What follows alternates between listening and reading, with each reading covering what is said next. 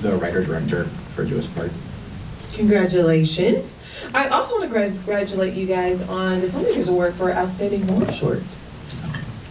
Yes. Did not know that. Congratulations. Tell us how the story came about. Well, I had to submit something for my thesis at AFI, and I was doing a completely different one. Initially, it was like a gothic horror, lesbian, romance, ghost story. As we all write. Yes, and that's what I was going to do initially, but that one was more like something I really wanted to see, as opposed to something that felt very like personal to me. And normally with all the other shorts that I'd made, they've been very personal to me. So I was like, okay, what do I have that I want to say that I can make in a short? And like probably the most personal thing to me that I could think of was like my eating disorder and my experience with that, and going through that as a teenager and recovery. And I think I'm really drawn also to stories about people who like feel isolated, and I think there's always something I think especially with like queer men, we often like find ourselves in spaces where we are the only guy, in female-centric spaces in general. And that was something else that I'd kind of been noticing in a lot of my work. And this was something where I noticed kind of a conjoining of the two, and that was something that I really wanted to look at. I wanted to look at what it kind of feels like being in the mind of someone with an eating disorder, and I like avoid dialogue as much as possible most of the time, and I think there's like 4 lines of scripted dialogue in the film, and the opening is completely like improvised. So Lainey, the actress there, that was just kind of what she came up with on the spot. And there was initially like another other storyline that got cut out of the film, because I think our first cut was like 27 or 28 minutes, and we had like an 18-minute time limit. Okay. And also just the other storyline didn't really kind of like fit with the film. Honestly, it kind of felt like too much of a short trying to be a feature, whereas this kind of like really streamlined it and felt like a real short. And it was supposed to be a lot more graphic initially, but we had to change it like 4 weeks before, and cut out a lot of the gore and make it a lot more kind of grounded. Sound design is definitely one of the questions I wanted to talk to you guys about. What was that process as you were going through pre-production to have the conversation of what this was going to end up being? Well, thankfully, my editor, who is here, Ivan, this was our 3rd short together, and he's also like a very good like sound designer. He did a lot, like he did very like heavy lifting on the sound. We ended up having to like switch our post sound, so he ended up doing even more of the work. But I think that's something he was especially most excited about was sound with this film. We wanted like as much quiet as possible, and so that then hopefully like whenever we actually like got into the like more chaotic spaces where it was going to get louder, you would really feel it. And I think like there is a lot of times nothing is more kind of like eerie than like quiet, and just hearing like the creaks of the floor and somebody's breath. I think we looked at, there were multiple scenes where we initially were going to put score, and our composer had score for the scenes, but we ended up leaving them out because we just really liked the quiet, like when they're in the bed comparing their bodies. We at one point had like some score in there, but just like the quiet and just a little bit of like their breathing was so much more like impactful to us. But we talked a lot about the sound. We had a lot of references. We had like soundtrack, like score references too. And sound is honestly like probably I would say that's probably like my weakest part. Like it's something that I think about probably the least up until like we're actually like heavily into pre-production. So having like an editor who's very, very into that is really helpful for me. I'm also like very like anti-score, and he was like, we have to have a score. And I was like, okay. And so yeah, I think like Ivan definitely was a very like big part of figuring out what the film was really going to sound like, other than, you know, kind of like the quiet eeriness. But outside of that, I definitely like had a million conversations with him. Even just the silence of watching the credits leaves us in a moment of like being able to process what you just saw. Really well done. Congratulations. As you were, what was production and pre-production for this? What did it look like? So we like pitched the film, like I had to like submit a script January, and then we pitched the film, or you have to submit the film, it has to get approved to even be pitched, then you have to pitch it to the cohort, and then you have to build a team around that. So I think like 90 something scripts get submitted, like 40 get approved, 23 get made. And so it was kind of a long process just getting to where, okay, now we have a team, and then you have to pitch it to like a board of people at AFI, who then they have to like ask you all these questions and approve it, and it's like a really long process. And then we get 16 weeks of official pre-production. But because I was one of the first films that shot, we like really could kind of jump into it pretty much like right as the summer started. And that was mostly just me and my producer talking about the script for like multiple months. And I just was doing like a lot of drafts of the script. And of course it was a different version of the film at this time. But then it just kind of became very, it's a lot of like meetings with AFI and all of the logistics, and you know, they really are like, you are gonna get every single permit, every single possible piece of paperwork you can imagine. Like, so it was very like eye-opening just to kind of, they kind of treat it almost like you're within a studio system. So the pre-pro is like very, very crazy, and honestly the most stressful part was the pre-pro. Yeah, it was just, it's like every other week you have a meeting with production, you have a meeting with the like cinematography faculty, or with production design, with editing. It's just like constant meetings, constant notes on the script, presentations. But it really forces you to like know what you're trying to say and make sure that your team is aligned, which I think is one of the big parts why, you know, a lot of the people on the team, production design and cinematography, have to do their own presentation. I have to do my own presentation, and you can kind of really start to see where people are maybe not on the same page. So that was really important, I think. The level of work that we just saw is totally shown in the fact that you put the amount of work you just saying you put into it. I usually ask this question towards the end, but I'm going to ask now, what if you went back to yourself day one, what advice would you give to yourself that you could give to these filmmakers? I think honestly just like trusting that your gut instinct on like the story is probably right.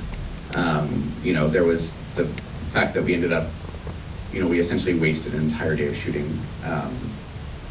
with a storyline that didn't end up in the film. And like, I kind of knew at a certain point, like it probably was not going to end up in the film. And I didn't really like fight, I didn't really give too much pushback against like keeping it in and shooting it. And I wish I would have, because we would have had an entire extra day of shooting had I just kind of like went with what I was feeling, instead of trying to kind of go with what my, you know, first version of the story was.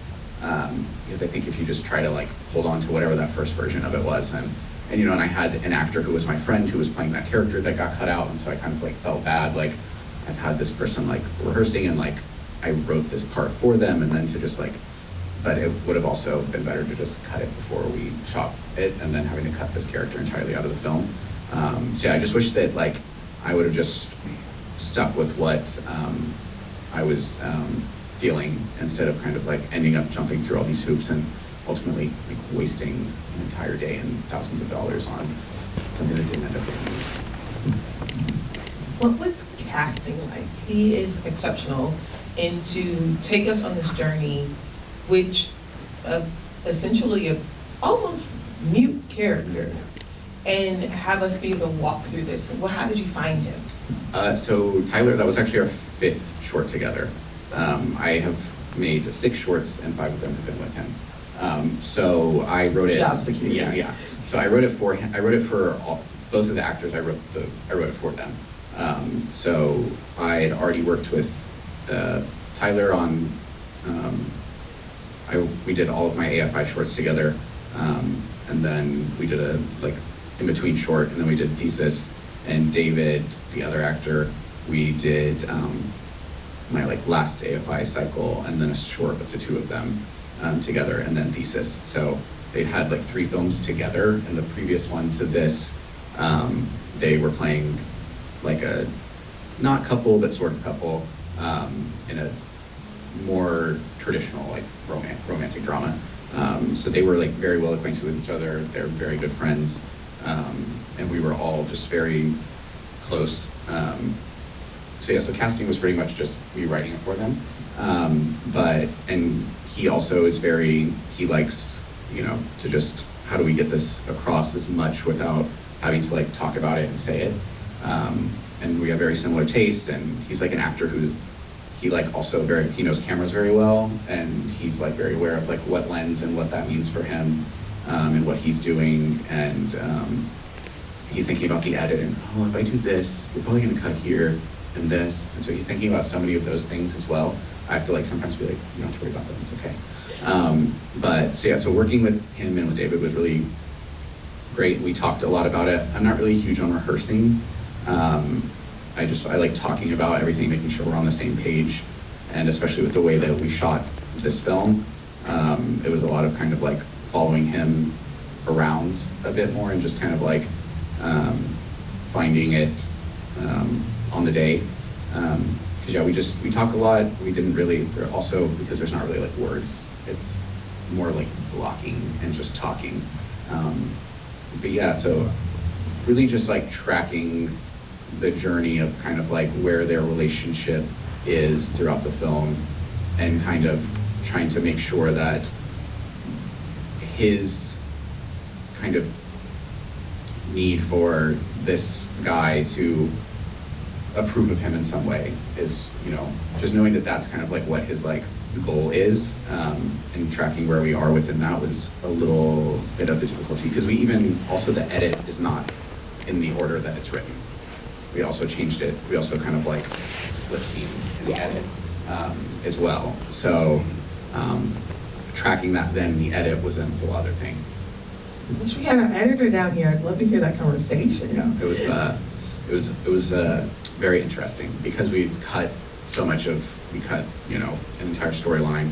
Then we ended up, the scene, the first time that you actually see them together was initially maybe at the end of the second act of the film, and we cut parts out of the scene and completely recontextualized the scene. I mean, honestly, if you didn't tell us, we would not know. Yeah. It looks fantastic. It was a fun experiment there. And kudos to you for being able to take a story that probably not a whole lot of people can say, I know this, but I know this. Yeah. You know what it's like to want someone to approve of you, and it doesn't feel like there's anything you can do for that. Yeah. For our filmmakers in the room, it's like when you put your heart into that project and someone watches it and they're like, come on. Yeah. We've all been in that moment, and you found a way to take something that was very personal to you and give it a universal theme that people can watch it and just feel where you are. Yeah. Well done. Thank you. Do we have any itching, burning questions in the room? I'm going to do this, not that I don't love you, I just can't see you. I'm going to start here, and then I'll come this way. I just have a comment regarding your film and the story. It was very difficult for me to see it, because it brought me back to a time that I was experiencing similar. And so that everything that you captured in this film was exactly, without saying anything, what I was feeling 25 years ago. And so you did a wonderful job with it. I'm glad you got it out there, and really, I think it would be very useful for people to see this, and help the next to understand, like, you did an awesome job. Yeah, thank you. And I think like that's kind of ultimately the reason that I wanted to make it, and I think especially there's just like there's been very one specific representation of eating disorders, and it's usually like very thin white women who are maybe like ballerinas, and that's kind of which sure there are, you know, a majority of people with eating disorders as far as we know are women, of course, but I think like telling the story, getting to see from a guy's perspective is a whole different experience and a whole different eye-opening experience, and you know, people from every culture, every gender experience this, and so, you know, yeah, that's exactly why I wanted to make it. Awesome. I saw a hand over here. Hi, you mentioned you had to cut out a bunch of the gore in your set. I'm curious if you're willing to elaborate on what that was and why you had to cut it out. Yeah, this is probably the part that haunts me the most, is that I didn't get to do this, because initially the film that I pitched was like, but much more like Cronenberg-esque, and the film that, you know, we were prepping up until, it was like our 6-week out or 4-week out meeting. So basically like what happens at the end of the film initially happened at the end of the first act, and then it just kind of got like worse and worse. You didn't really like see much after it until kind of like there was like a reveal that he'd been kind of just like picking and pulling flesh off throughout the film. And like when him and his roommate are like hooking up, he's like going in and out of like what's real and what isn't real, and like he's seeing like his roommate like basically like eating out his like gaping stomach, and like whenever, and then like at the end of the film he also got like a feeding tube put in, and the ending of the film was actually him like vomiting up his organs until he died. And so it was just like, it was much more like also like Black Swan, like the whole movie you didn't really know what was real and what wasn't real, and kind of at the end you realized that everything that was happening was just like in his head, and he kind of just like slowly starved himself to death. But we did not have the budget for that. We needed like $15,000 more. And so AFI was like, you have to change the film or you can't shoot it. So it was like 4 or 6 weeks out, I had to rewrite the film entirely to kind of bring it. They were like, our SFX guy was like, you get one moment, so I'm guessing you're gonna want that at the end. So I just, you know, kind of switch it up to where at the end was where we got the one big, you know, body horror moment. But, you know, I've written the first act of the feature, and that version of it will kind of be the full crazy gory version. And ultimately I think it was better this way, because I think maybe that level of craziness within such a short period of time might have felt too much, you know, so, but yeah, so that's what it initially kind of was. Great, thank you. Still creepy. And let us know when the feature's ready. Do I have any more questions? Right here. Where'd you find Tyler? So the first time that we worked together, I found him from Actors Access, back when I was casting my first film at AFI. And then I don't think I even read anybody else. I think I called him back, did a callback with him, and was like, okay, you're doing it. And then we've worked together on everything since. Yeah. What's next? Well, I have a few different features that I'm kind of that I'm trying to get made. One very specifically that I really want to get made, that I'm just kind of in the process of trying to get attachments with actors. And yeah, there's a very specific thing I'm applying for in February that would be like, you know, the ultimate ideal thing. So we'll see. But yeah, it's like it's like Mysterious Skin meets Shame meets All the Strangers meets Moonlight. It's kind of those are like my 4 comps. I can't even begin to picture that, but I'm so ready to see it. So yeah, so hopefully that's what's next, but we'll see. Congratulations, outstanding horror short, Do Us Part. Congratulations.